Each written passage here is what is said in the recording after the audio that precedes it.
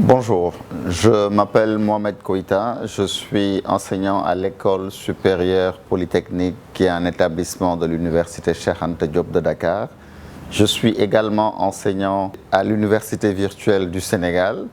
J'ai avec vous un cours sur l'histoire des entreprises du Sénégal, qui est un cours pour la licence d'administration économique et sociale.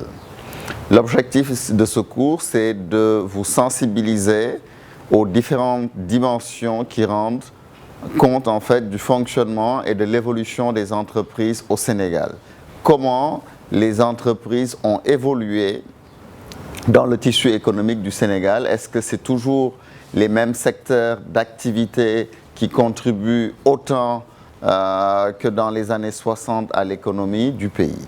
Donc ça, c'est un élément qui est fondamental et donc vous allez devoir à la fin de ce cours connaître en fait les principaux secteurs d'activité de l'économie du Sénégal, comment ces secteurs ont évolué, connaître les raisons des privatisations, par exemple du secteur bancaire dans les années 80 et l'impact que cela peut avoir sur actuellement le secteur bancaire d'aujourd'hui, puisque nous constatons tous que ce secteur n'est pas entre les mains de Sénégalais.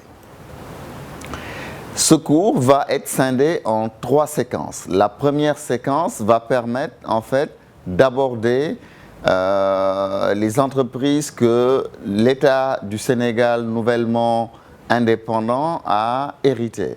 Donc pour pouvoir traiter en fait du tissu économique en 1960, donc à l'indépendance du Sénégal, il faudrait savoir avant l'indépendance, durant la période coloniale, quelles étaient les entreprises qui existaient, quelle était la structure de capital de ces entreprises-là, est-ce qu'elles étaient des entreprises publiques ou est-ce que c'était des entreprises privées, et surtout, dans quel secteur on trouvait ces entreprises-là, existait-il des industries au Sénégal à l'époque ou pas.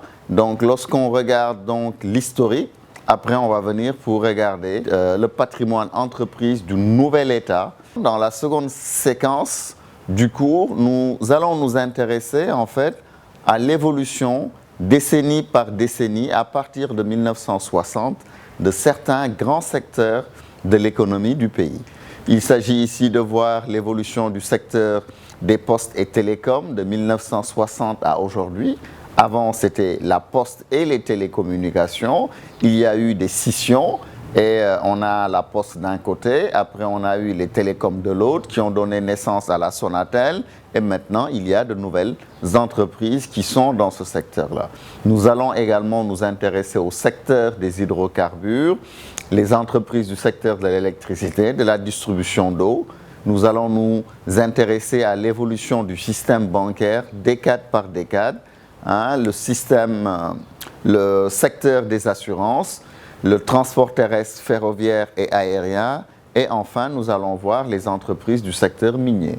Avant, on savait qu'il y avait des carrières pour extraire le béton, on savait qu'il y avait l'industrie de la cimenterie, et maintenant on parle de plus en plus d'or, de zircon et d'autres matières premières. Donc il faudrait que l'on puisse voir l'évolution en fait décade par décade ou décennie par décennie de chacun de ces secteurs clés de l'économie du Sénégal.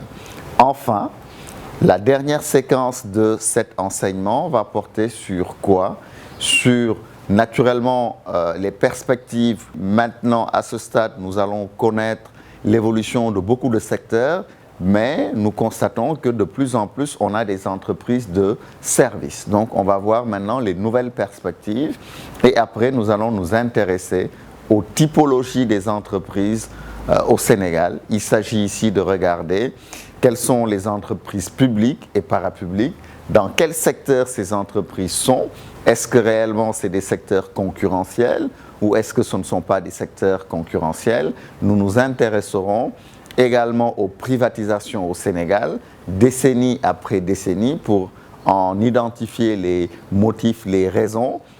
Et puis, nous allons enfin nous intéresser à la présence de multinationales au Sénégal, multinationales dans les télécoms, multinationales dans le secteur minier, multinationales dans les banques, dans les assurances. Il faudrait que, à la fin de cet enseignement, que l'étudiant qui a suivi cet enseignement et qui a fait les travaux demandés, que cet étudiant-là puisse en fait comprendre, si on dit Sonatel Orange, qui est derrière Sonatel Orange, qui est le principal actionnaire.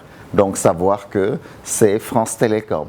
Et après, s'il veut aller plus loin, s'intéresser à qui est le principal actionnaire de France Télécom, et vous allez vous rendre compte que c'est l'État français. Donc cela, nous allons le faire pour plusieurs secteurs d'activité. Donc je m'en vais sur ce pas vous dire, chers étudiants, à très bientôt, en espérant que ce cours-là va vous intéresser. Merci.